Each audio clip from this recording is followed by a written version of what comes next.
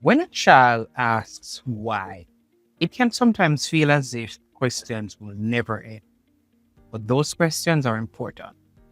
They show the child is thinking, making the connections, and trying to understand how the world works. Instead of simply giving children every answer, we can actually help them learn how to think through the situations and discover possible answers for themselves. My name is Chris. I'm the founder of Edunomics Limited. We're an online-based NCT vet and AMCA training platform. So if you're interested in doing any form of training or certification, you can always do your training with us. And in today's video, we will explore what critical thinking and problem solving means, why these skills are important, and how parents and early childhood practitioners can develop them through everyday practices. So let's begin. Now, critical thinking is the ability to examine information and ask questions, make connection, and decide what makes sense. Now, for young children, critical thinking does not involve complicated debates or advanced academic work. It happens when a child compares two objects. Is it big? Is it small? It happens when they explain an idea. Oh, the rain is falling, so the grass is wet. It happens when they predict what may happen or give a reason for an answer. So, the ball falls. Oh, something is pulling the ball down, or the ball is heavy. Now, on the other hand, problem solving is closely connected to critical thinking. It is a process of identifying a challenge, thinking of possible solutions, trying one, and deciding whether it works or not. And for those who picked up the pattern, similar to the scientific process. Now, a child is using problem-solving skills when they're trying to complete a puzzle, when they're trying to build a tower, when they're trying to prevent that tower from falling, when they share limited materials or work out how they may reach an object safe. So these are problem-solving situations. Now, why these skills matter? Let's focus on that. Now, critical thinking and problem solving helps a child become more independent and confident as a learner. These skills help the children to, one, understand cause and effect. So if I release the ball falls. It helps the children to make decisions that are appropriate, express and explain their ideas, so it builds their language skills. Consider different possibilities. Should I use the yellow or should I use the red? If I use the yellow, I nearly cannot see. But if I use the red, it will be bright and beautiful. It also helps them to learn from mistakes. So if they made a mistake, it's not all the time that we need to let them sit and you telling them what to do.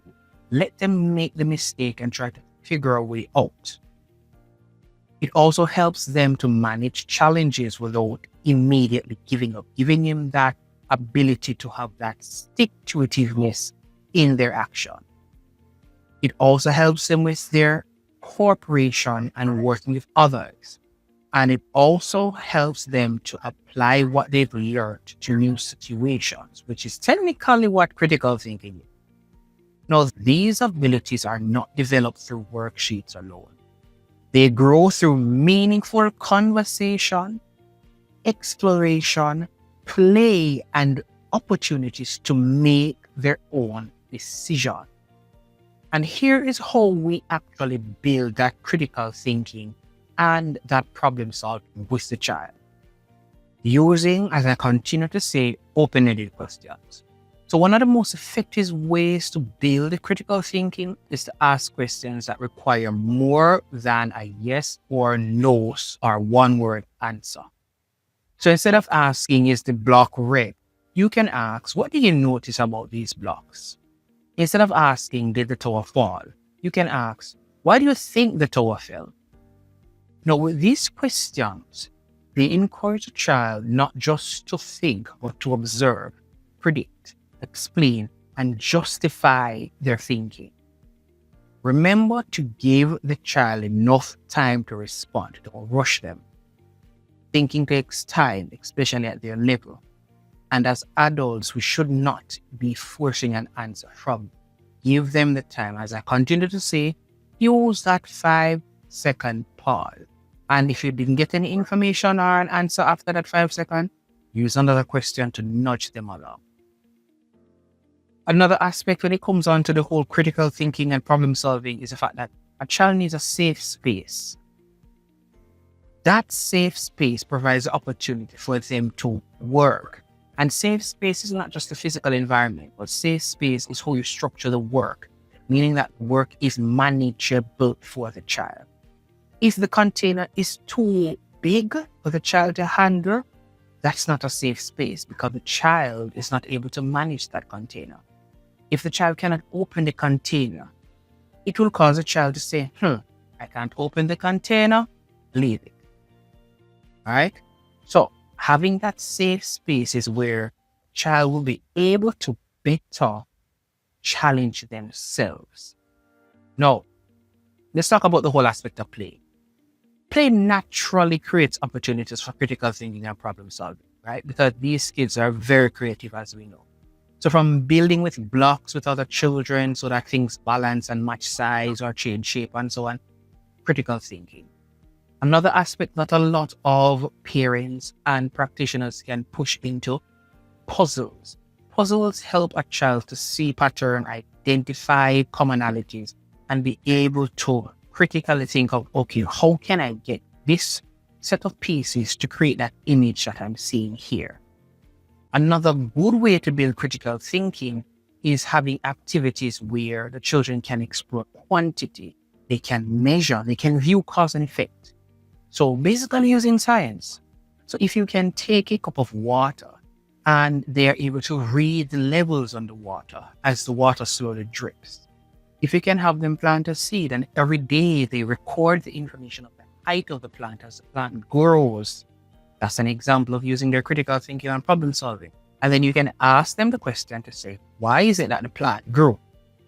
All right? And that now extends the learning for the child.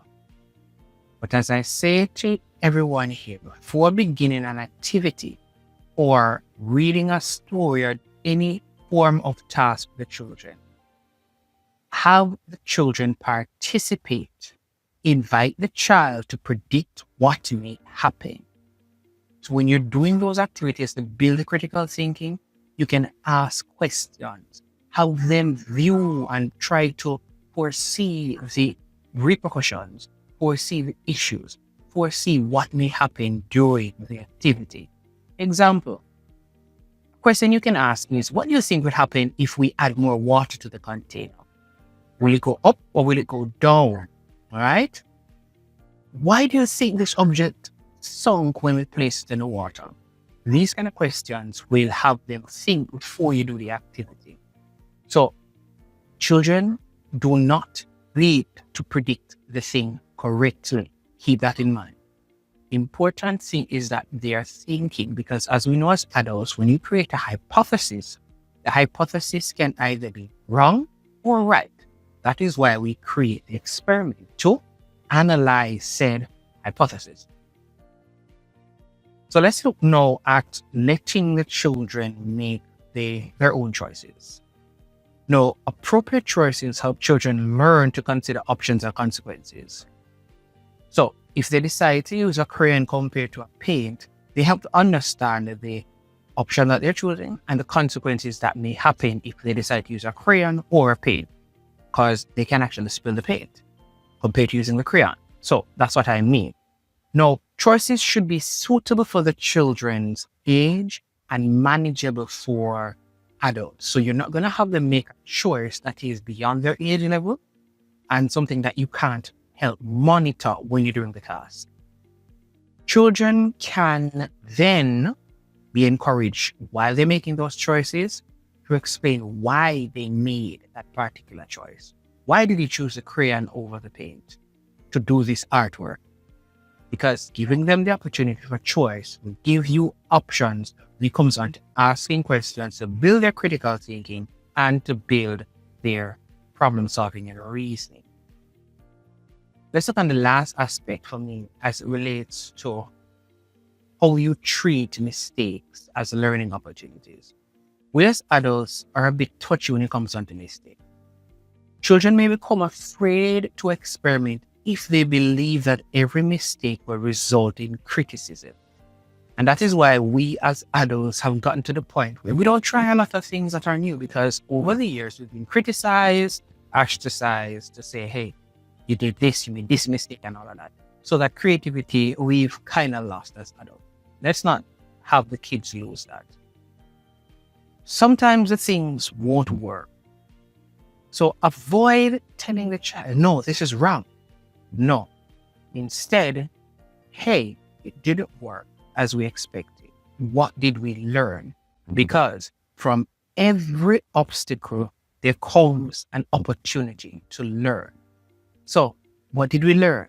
What could we change? What could we try another way? And that is where a lot of small children, when they get bigger, they have an issue with critical thinking, because they meet up at a challenge, and after meeting up on that challenge, they're unable then to understand, okay, it's not the end.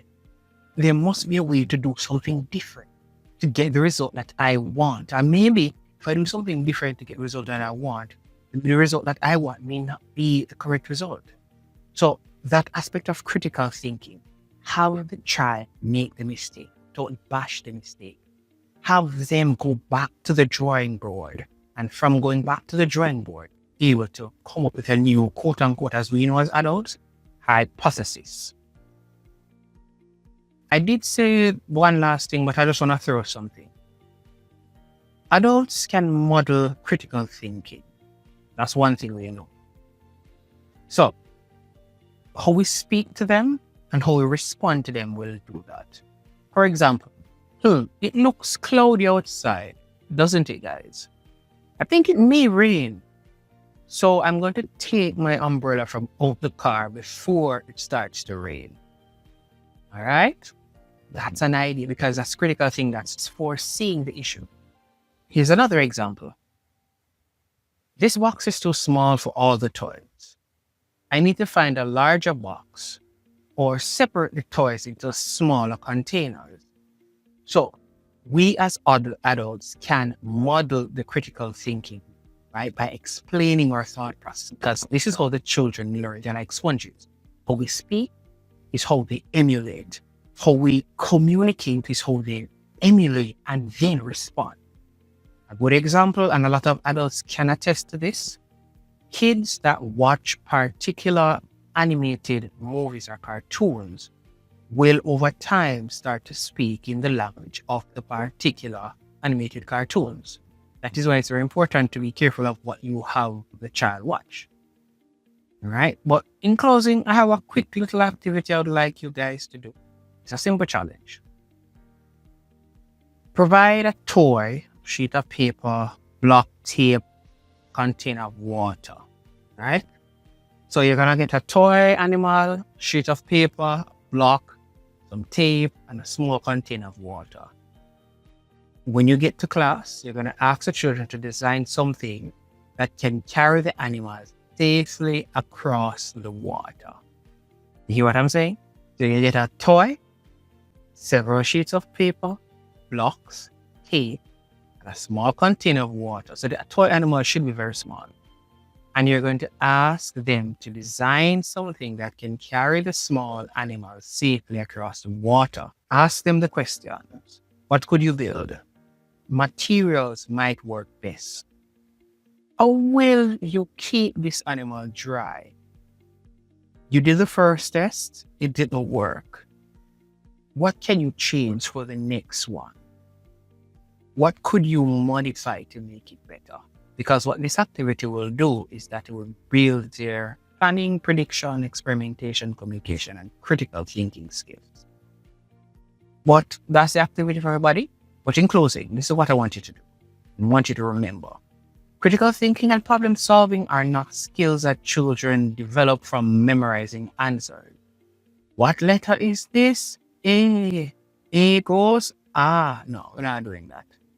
They develop when a child is encouraged to ask questions, grow materials, make choices, test the ideas, and learn from them experiences. Now, the role that you have is to not always provide the answer, but to provide the environment that will get them to think, to get them to be more confident and creative, and to be independent problem solvers. Thank you.